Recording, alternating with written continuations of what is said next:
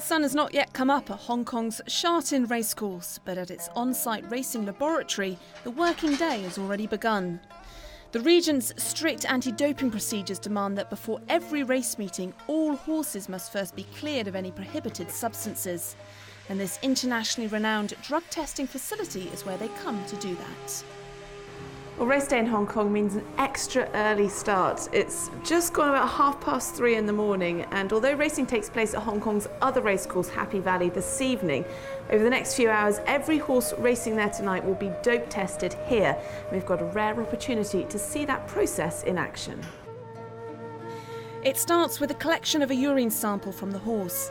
Kept under strict observation throughout, only designated staff members can enter the stables, as even the hand of a visitor could cause contamination. Once the specimen is obtained, it's then delivered to security, where it's logged and transferred to the lab. Unique to Hong Kong and superior even to Olympic-level testing, these anti-doping measures are not practiced anywhere else in the world. Over 20,000 official samples are checked here each year, and the centre houses approximately $13 million worth of drug identification equipment. This is a laboratory with open lab design. We have separated into mainly two divisions.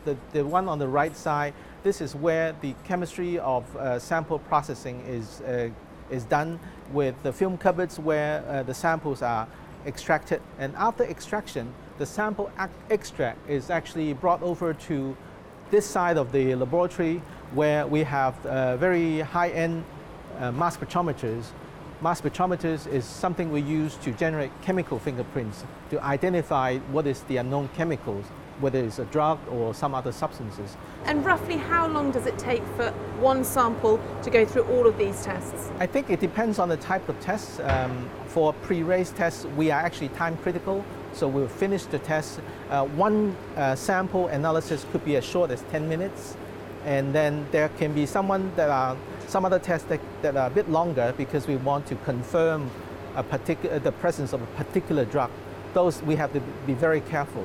But the initial screen usually is fast and quick and trying to have maximum productivity and shortest runtime possible.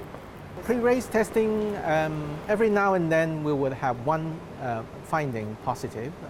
In a year, there may be two positive findings in a year, so it's very low. But the beauty of pre-race testing, this is preventive measure because the horse, if it's found with a banned substance, is actually withdrawn from the race. And so the race is not run by horses with drugs in their system. So this is much better post-race detection.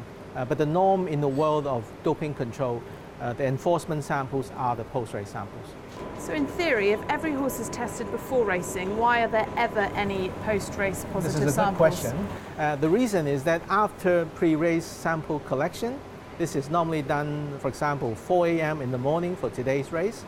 And so there is a window that things may go wrong. I wouldn't say somebody go in and deliberately use drug, but there could be a situation where the horse is accidentally exposed to a banned substance.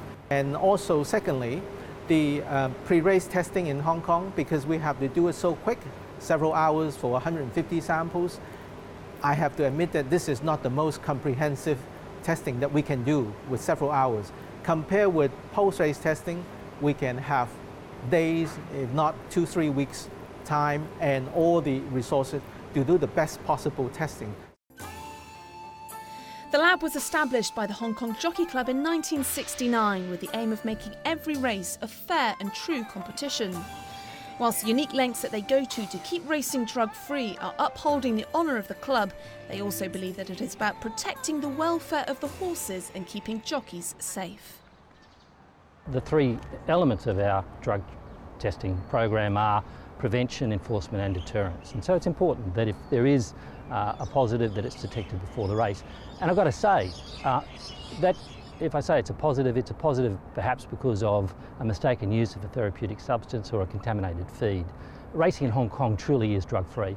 When it comes to international races and when it comes to the international races in December, how does it work then with all those the foreign horses coming in with different rules in their home countries?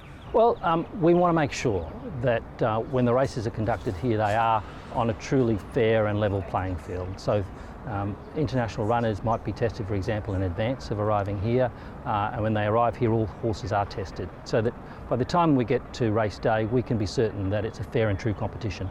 And that is quite different to other international races or other international meetings around the world. The likes of the Breeders' Cup is very different, but Royal Ascot, I mean, how does it compare to the likes of the Melbourne Cup, for example? I think that we can say with some justification that we are a leader in the field. If you look to our laboratory being one of the only 2 laboratories in the world that have been certified by the International Federation as being capable of testing at the elite level of competition, Group 1, in the first wave of that program.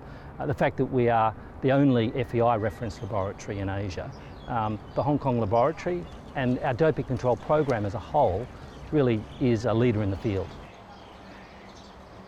So the horses have all been tested and they're now on their way to Happy Valley Racecourse for this evening's meeting, and that's where we'll be after the break.